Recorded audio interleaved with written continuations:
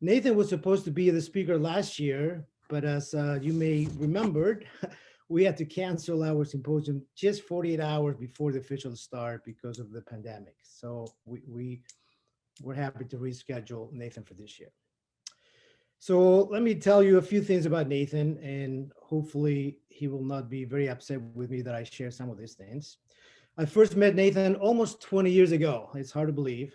In 2002, Nathan competed for the first time in the OJSHS with a project entitled Road Mortality of Snakes in the Killdeer Plains Wildlife Area.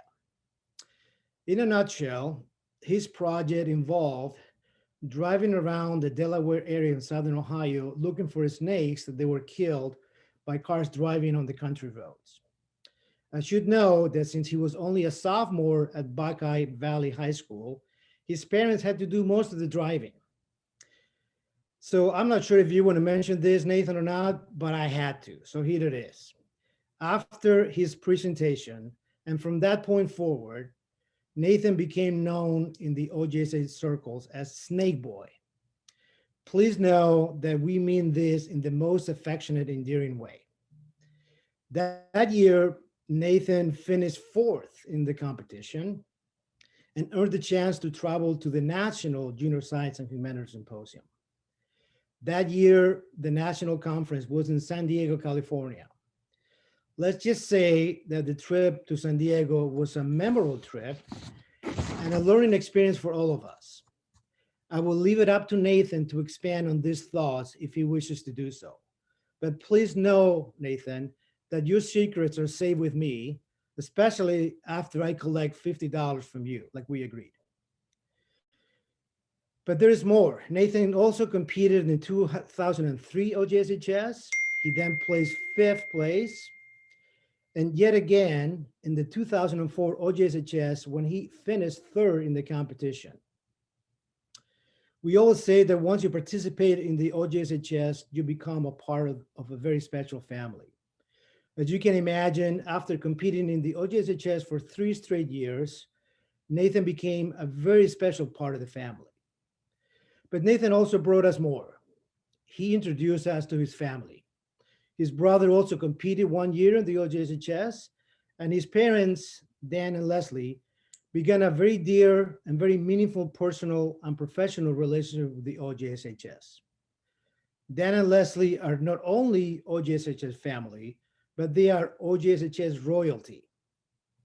I believe Oprah Winfrey is planning a sit-down interview with the Royals, Dan and Leslie, very soon. If you don't get this joke, you haven't been paying attention to the news. But I have worked very hard on this joke, okay?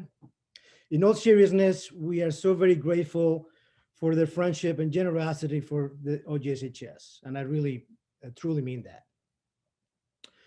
Nathan's research into snake mortality won him trips to Portland, Oregon, Colorado Springs, Colorado, San Diego, California, China, and other exotic locations like Cleveland, Ohio. But his love of research did not stop here. He continued to do research in other projects that included counting aquatic insects, pulling invasive plants, planting native dune grasses on the shores of Lake Superior, and tracking endangered iguanas in the Caribbean. So naturally, he solidified his love for science and earned his bachelor's degree in biology for Hiram College. He also obtained a master's degree in biology for Kent State University, but like for many of us, he finally realized that his true calling was in teaching. Nathan received the Woodward Wilson Fellowship to attend John Carroll University and received a Master's of Education. After graduation, Nathan worked for 7 years at Fairport Harding High School, where he taught a variety of science courses from 7th grade science to human anatomy and quite a few things in between. Nathan is now in his first year of teaching at KIPP Columbus High School. KIPP stands for Knowledge is Power Program. This is a fairly new school in Columbus that started in 2008 and is now the top urban school in Ohio for academic growth and continues to receive many awards on a yearly basis. I personally look forward to learning more about your school, Nathan. And then something very special happened in November of 2019. Nathan was then awarded the Milken Education Award. These awards are known as the Oscars of teaching, are given only to 40 teachers throughout the nation each school year. To give you an idea, the 2016 Milken Scholar was a person named Amanda Gorman. You may know her for the moving poem that she read during the inauguration of President Biden last January. Nathan is certainly in great company, and we're very, very happy for your success. It is with great pleasure and great pride that I introduce to you the keynote speaker of the 2021 OJSHS, Mr. Nathan Yaussy. Take it away, Snake Boy. Thank you, Emilio. We're just going to start right here. Now, there are so many fascinating things to feel and touch and see here, and children really do go wild when they come to the Columbus Zoo. And to show you just how wild, we borrowed photographer Drew Yaussy's nephew to take us on a trip to the Columbus Zoo that we won't soon forget. Man, what a scene, what a hullabaloo, the day that the animals took over the zoo. Carnivores? There's a carnivores in there? There are carnivores in there. Oh. Who are these guys? Giraffes! Giraffes! How do you like my shirt? 6-year-old Nathan Yaussy is a zoo junkie. He loves animals, those he knows Giraffes and zebras. and those he's just discovering. Traffic kind? Something like that. With Mom by his side, Nathan visits his pals. Hello, penguin! Where to next? To the petting zoo. Along the way, a water break, a chat with the flamingos, I wonder why they stand on one foot. and a review of the rules. Please do not feed those guys. I know not to feed any of them. Finally, the petting zoo. Well, that's as close as I can get to a bird, I would say. Complete with a lesson about nature, What do you think they're doing? Oh, nursing. a chance to stare down a reindeer, Who are you looking at? and touch a soft baby. You little guy. You little guy, you. They took in all the sights and the smells and the sounds. All this fun, so it's not hard to figure out why kids love to come to the zoo. Look at animals. Why else? Anybody who's been with the zoo or been with me to the zoo in the last 20 years knows the biggest difference is the pitch of my voice. My talk today is going to be about how I went from being an excitable, curious child to being an excitable, curious adult.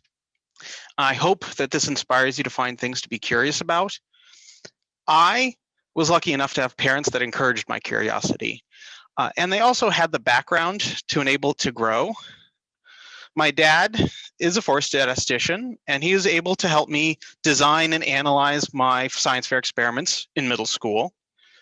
And he kept it up to help me with my high school science fair project, where I picked up dead snakes off the road for 4 years in the name of science, as Emilio said, the origins of Snake Boy. I could go into way too much detail about all of that, but we don't have time for it. I do feel like I have to apologize for my use of Comic Sans. The Dead Snake Project was my ticket to becoming an ecologist, a nice job where I could do science in the wilderness and not have to deal with anybody, just me and a clipboard and a thing that goes beep. But first I had to explain my project to people by competing in science fairs, like a lot of science fairs. So I was good at explaining my project, so I got to lots of places to compete, and like Emilio said, the first year I competed at the International Science and Engineering Fair. It was in Cleveland. The next year was in Portland, but I also got to go to San Diego and Colorado Springs and Baltimore and Seattle and West Virginia and yes, even China. And I had a great time doing it because this is easiest to explain graphically. This is a distribution of nerdiness in a typical public high school. This is just about where I stood. The distribution of nerdiness at a science competition like OJSHS is a little more like this. Suddenly, I'm no longer an outlier. I was within one standard deviation of average nerdiness. And if you got that, you probably are too. This is why finding the right group of people is so important. So soon you guys are going to be looking out for colleges. And when I was looking out for colleges, a lot of it was by feel, trying to find the right kind of nerds. And I found it at Hiram College. Really, it wasn't just at Hiram College, it was at Henry Hall, the nerd dorm. And the best thing about Henry Hall is the nerdiness wasn't just science nerdiness. People talked about philosophy, people talked about literary analysis and music theory, and people stayed up way too late trying to get the score counter in Mario to throw an overflow error. I could be interested in everything. I could find somebody who wanted to talk about anything. But I was going to become a biologist, so I found summer biology research jobs. I could go out in the wilderness and be a researcher on my own. And the fact that I got my Jeep stuck on the first week at one of those jobs is a different story for a different time. One of those summer jobs was studying stream insects with another fun group of nerds. And it kind of hit me that aquatic entomology, studying water bugs, was a lot of fun. I was going to be an aquatic entomologist. So I found a master's program where I could study aquatic entomology. And the collecting the data was fine. I had lots of fun collecting the data. But counting the bugs was just me in an empty lab with a microscope and a 5-gallon bucket of dead bugs. And nobody else. It was very, very isolating. I started coming in less and less. And it got to the point where a whole month had passed and I hadn't even set foot in the building. If somebody, my advisor, another grad student, had asked me where I am, why hadn't I come in, I would have. But instead, I just kind of sat in my tiny, tiny apartment watching 90s cartoons. I kind of forgot how to be human. And it's really easy to get stuck in this idea that this is the next thing to do. This is the next step along the journey that you've planned for yourself. It's a lot harder to realize that that might not be the right direction. It's easy for science people to think that other people are messy frustrations, rather than an integral part of being human. Evolutionarily, the base unit of humanity is the society. No matter how much you want to hole up into your lab thinking great thoughts, you're going to have to deal with people because that's how people work. Thankfully, at the end of that summer, I got married and we moved up to the Upper Peninsula of Michigan for my wife's master's programs. I had a few different odd jobs, but at Northern Michigan University, I got a chance to be an adjunct professor, which helped me realize, hey, I'm pretty good at explaining things to people. This is also where it clicked to me that, hey, that whole spark of excitement and curiosity when you learn something new, it's really fun watching that happen in other people and making that happen in other people. So a few years later, I got a chance to interview for the Woodrow Wilson Fellowship. This takes scientists and mathematicians and turns them into science teachers and math teachers. They wanted me to prepare a lesson to show that I had some idea how to teach. So from that university, I borrowed a few skulls and taught people about teeth. I made sure the skulls got returned in good condition. From that point, I got hired at Fairport Harding High School, where I taught most of the sciences. I expected to be the biology guy. And the great thing about high school is the classes are supposed to be a really broad overview. So biology is evolution and genetics and ecology and metabolism, the whole mess. But I also taught physical science, so I had to remember all my chemistry and physics, and I taught anatomy and 7th grade science and 8th grade science, and I even got a chance to teach a science fiction class to middle schoolers with the help of the English department. And I talked about the sociopolitical differences between the Hulk and Godzilla. This last year, I did get started teaching at KIPP Columbus High School. 6.5 years after getting my first teaching job, I won a national award for teaching. I certainly wasn't expecting it. So I had to ask myself, what the heck am I doing that's so special? So in the interest of figuring out what I was doing, and in the interest of imparting it to those around me, here is Nathan Yaussy's Guide to Maintaining Curiosity. Point 1, everything is interesting. You just have to look at it the right way. The corollary to that is that everything is a science toy. So when I got to teach sound waves and resonance, I always pulled out all my weird noises. I've got plenty of weird noises. But my mind always went back to about 17 years ago when I was at the JSHS in the fancy hotel fancy hotel ballroom with all their fancy water glasses and trying to see, oops, can I get them to make that noise? And I will tell you, next year, if you are if everything is back to you guys being in a fancy hotel room, the trick is to get your finger completely soaked. It's not just dip your finger in there. You have to really get it soaked. Please try this. Annoy everybody around you. Just play around with it. Trick is get the whole finger soaked, and the pad of your finger right here is the place I found the best to make the noise from. So please try that next year. You're welcome, Emilio. So, teachers, and everybody in general, but if you're really stuck about how to get things interesting, remember that gross, terrifying, and morbid are always a good place to start. In my anatomy class, I had a whole unit on forensics, and I had my students solve a murder. Turns out that's not the fun part. The fun part is planning the murder for the next class to solve.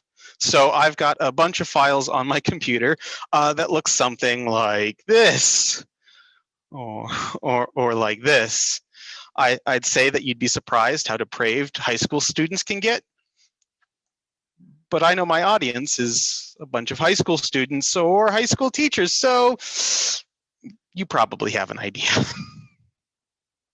All right, my next point to maintaining curiosity is always encouraging questions. And after 7 years, I had trained the entire school to come to me with their weirdest questions. And I did this just by treating those questions as valid, trying to answer them as best I could, trying to reason through them, help them search for answers. And it got to the point that there was a group of students in the project-based learning lab. They always worked in a very specific breakout room. And I got into the habit of sticking my head in there and giving them a random fact, to the point that they started chanting random fact whenever they'd see me. So your random fact of the day is eels have a second set of jaws within their first set of jaws for helping to grab onto prey and pull it in. Some of these students have started to email me with random facts of their own, which brightens my day to no end. Other questions I get are more specific, like when I'm talking about Newton's third law of motion in physical science. And I mentioned that astronauts will sometimes try to sort of fart themselves across the International Space Station. It doesn't work, not enough power. So a kid went, well, what about pee? So I did the math. Sorry, it doesn't work any better. I've made lessons from entire student questions. When I've been talking about cancer, students would ask questions like, how many times do I have to go to a tanning bed before cancer happens? Well, there's a random aspect to it, like rolling dice. So I put together an entire lab centered around the idea of rolling dice throughout your life and seeing who gets cancer. The third point of maintaining curiosity is don't forget to look around. Keeping your eyes just on your field of study limits your view. Sometimes looking around you takes the form of noticing neat things that are happening, like when katydids kept getting into the school and specifically into the bug-phobic English teacher's classroom, and I had to go save the katydid from the English teacher. When neat things happen, go after them, learn from them. When the real human anatomical skeleton, we called him Bruce, fell and broke in my classroom, that wasn't a sign that we needed to replace him. It was a sign that we needed to learn as much about him as possible, like the fact that he was in that classroom since about 1966, and he was probably about my age when he died. I was really hoping to try to get a group of students together with some professionals to try to repair him, but the pandemic put some dampers on that plan. The other form that looking around you can take is just finding things that interest you, whether or not it's useful. I always call these my stupid side projects, and they've been fundamental in maintaining my mental health. Some have potential for use in the classroom, like Bruce or the biologist's periodic table. Others are just for me, like making endangered animals out of wool roving, or making a setting for D&D where everybody is bugs. Being a well-rounded person definitely makes you a better scientist, but it also just makes you a more whole person. So, in the interest of encouraging questions, one of my early stupid side projects has a question that's been bugging me since middle school. In a book by magicians Penn and Teller, I came across this demonstration of emission spectra. I showed this to my dad. He looked at it and said, yeah, we can do this. So it is time for the incredibly dangerous glowing pickle machine. I'm going to turn down the lights just a touch so you can properly appreciate the glow. And it is, like it said, taking a pickle. Oh, come on, refocus. And plugging it in. So the incredibly dangerous pickle machine, which refuses to get into focus, come on, there you go, is in fact a board with nails and wires attached. And you take the pickle and you stab the pickle, and then you plug the pickle in.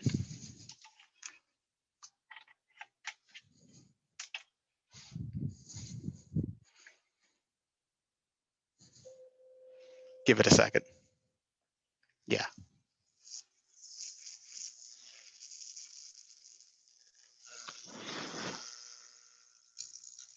Okay. Here's my question. My question is, why does it only ever light up on one side? This is AC current. It's going back and forth. It only ever lights up on one side, and I can never tell, and it's always a different side which side it lights up on. I want data on this, and if one of you is going to do a science fair project on the glowing pickle, you've got to send me your data. I need to know why only one side ever lights up. All right, it's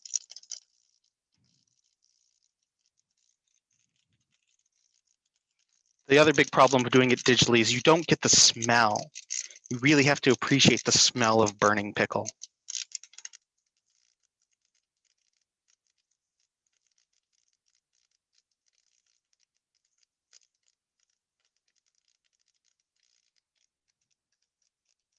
All right, I think it's done enough.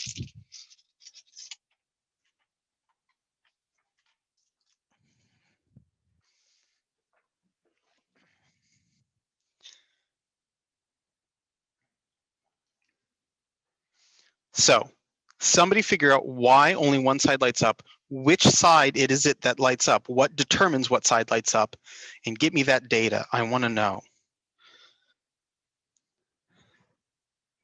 There we go.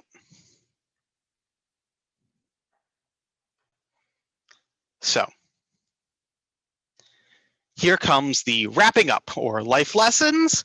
I feel like I'm still figuring this out. So we're just going to call this how I'm learning to live my life. And I think some of these might apply to you. So first, try your hardest to keep your curiosity. Be curious about the nifty ways the world works. Ask those questions. And a part of that is wonder about everything. Keep your interests broad. Don't limit yourself to just one topic. Being a mathematician shouldn't stop you from loving soccer or knitting or whatever. The third thing is you're gonna have to deal with people, but that's how people function. Everything that we know builds on 2 million years of people helping each other out and working through things together. So keep working through things with those around you and keep asking questions. Thank you. If anyone has any questions, you can put them in the Q&A feature and we'll get those and ask Nathan for you. The Iversons asked if I still had any snakes in my, sorry, my parents still have any snakes in their freezer. No, we handed those all off. We handed those off to my mentor, Doug Wynn, and he did say at one point that the collection was supposed to get moved to the Museum of Natural History in Cleveland, and I asked them about that, and they said, he mentioned that at one point, but never did. I actually asked the museum about that.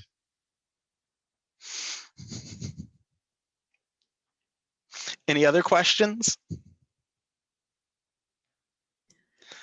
We had one in the chat, Nathan. What do you teach at KIPP? I am teaching biology this year. We may fiddle around with who's teaching what over the next few years. But this year, everybody's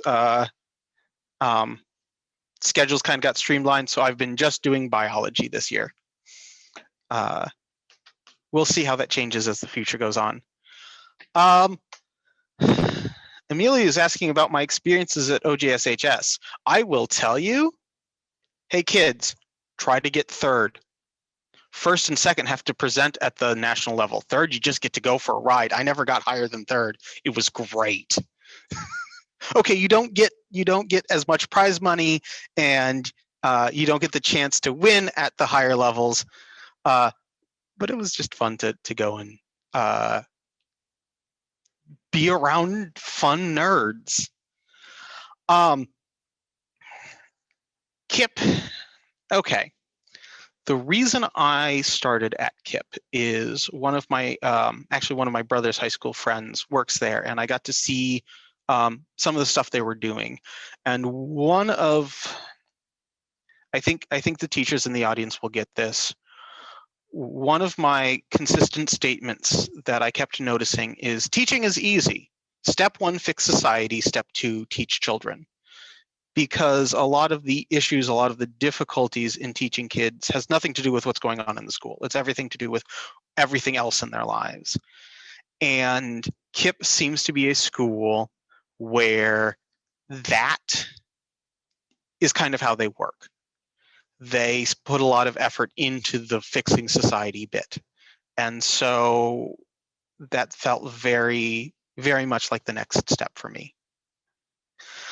I had a lot of good teachers, but the problem is the teacher that really got me where I am isn't a teacher. It was Dad, you know, the judge that you guys have had to deal with. Dad was the one who's like, all right, we're going to learn statistics for a 7th grade science fair project. Here's how a chi-squared works. And it was easy for me to bounce ideas off of him and to get those ideas in the right sort of, work through those ideas with him. And he's the reason I was able to do science fair. I feel like in these conversations, I don't give enough credit to my mother either, who was actively the one staying up late with me, bouncing ideas for writing essays And that back and forth was so much easier with mom than it was for dad. A science author, science or science fiction author. I'm trying to put my finger on a good science. Oh, so I included Mary Roach, the astronauts farting across the International Space Station was a book by Mary Roach. It takes a specific kind of disorganized mind to appreciate Mary Roach, because she writes like I think, which is, here's an idea, here's another idea, here's another idea. Hey, look at all these real nifty ideas. Nifty ideas everywhere. And so Mary Roach is very good at just nifty ideas all over the place. If you're looking for a single train of thought, somebody else. I have learned about as much about the coronavirus as makes sense. I did find the DNA sequence. I didn't use it as much in my classroom as I expected to, but I mean, it's interesting. I always like telling kids, I'm not a doctor. I taught anatomy, and I got all these great, because everybody comes to me with all their questions, and so I got all these great medical questions. I'm like, my master's degree's in bugs. I don't know. Let's look it up. So if I get questions, I tend to Wikipedia or Google, very much your friends. I haven't gotten a chance to really start up a proper science fair program. My hope is next year at KIP to properly get science fair going. And if it is, I will absolutely see you guys next year as a teacher instead of as a student or panelist. I haven't been able to get science fair going for a number of logistical reasons, but I think next year I've got a decent chance of getting a few kids to OJSHS. No, we're actually at a professional development day, so all my students are at home, and I'm missing out on some professional development, so I can talk to you. They said they'd get me the notes. I'm glad. Thank you for sending me the recording. The question for those that didn't see it was if Nathan's students were watching him. And then, yeah, we're recording this keynote, so we'll put it up on our website and also send it out. But so yeah, if anybody wants to watch it at a later time, it will be recorded. It is recorded. Okay, well, thank you all. Nathan, thank you so much. And we would love to have you and your students at OJSHS next year. That would be like full circle, right? Yeah. Yeah. Thanks so much for your time and your fun presentation. And I know it inspired our students too. So yeah, curiosity. Thank you so much. Thank you.